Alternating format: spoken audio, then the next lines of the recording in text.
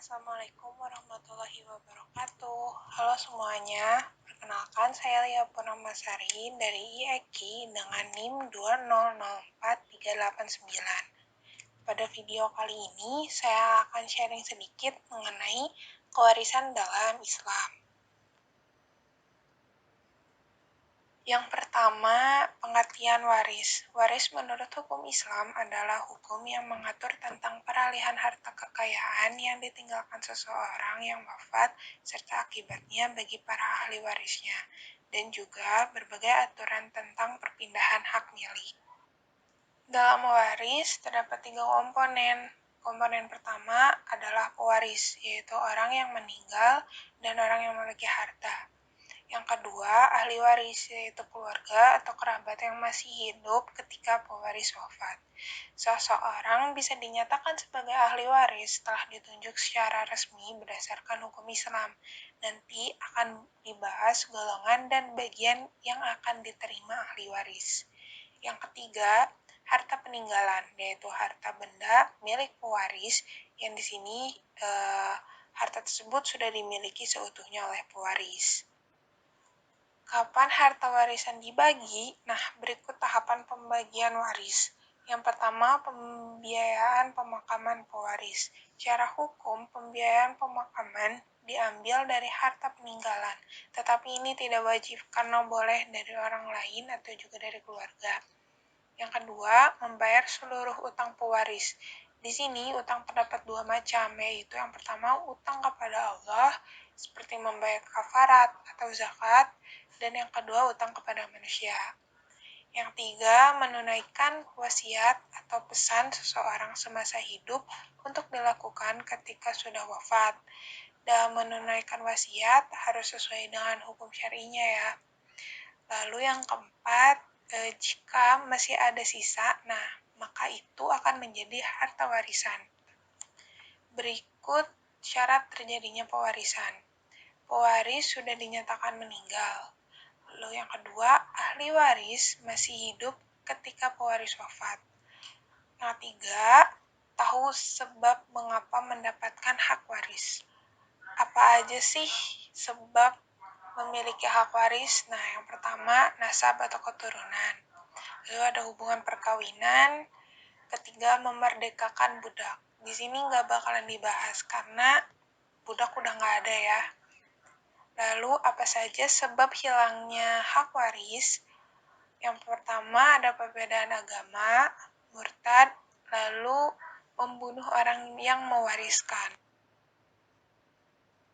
Lalu, pembahasan golongan dan bagian ahli waris. Dalam hukum waris Islam terdapat 3 macam ahli waris. Yang pertama, Ashbab al-Furij, yaitu kelompok yang mendapatkan bagian tertentu atau bagian pasti. Yang kedua, Asobah, yaitu kelompok yang mendapatkan sisa setelah dilakukan pembagian. Yang ketiga, Zawi al-Arham, yaitu kelompok yang tidak menerima bagian, kecuali tidak ada Ashab al-Furid dan Asobah.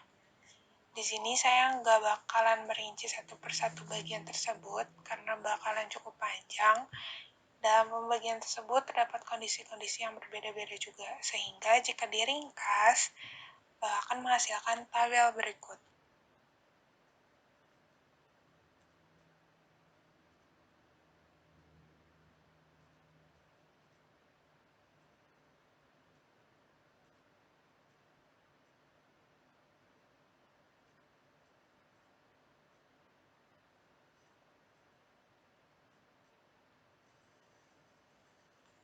Lalu masuk ke contoh kasus. Misalkan seseorang wafat meninggalkan ayah, ibu, istri, seorang anak laki-laki, dan seorang anak perempuan.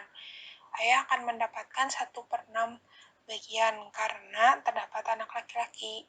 Ibu akan mendapatkan 1/6 bagian juga karena ada anak laki-laki atau anak perempuan. Istri akan mendapatkan 1/8 bagian karena memiliki anak.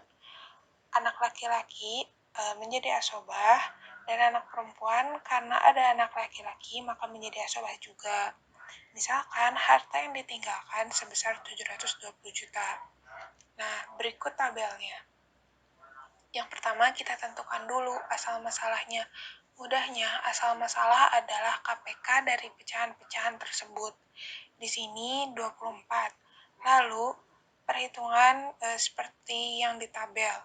Berarti bagian asobahnya adalah 13/24.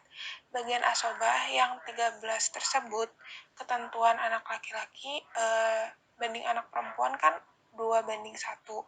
Maka 13 ini dibagi menjadi 3, 2 bagian untuk laki-laki dan 1 bagian untuk anak perempuan.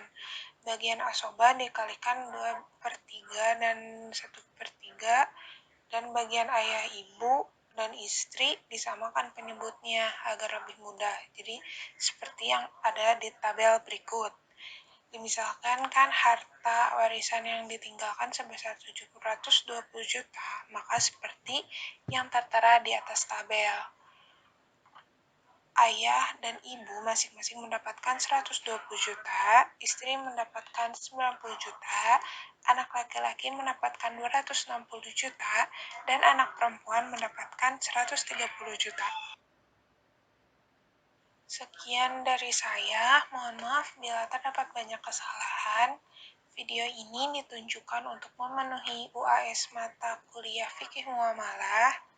Terima kasih telah menonton. Wassalamualaikum warahmatullahi wabarakatuh.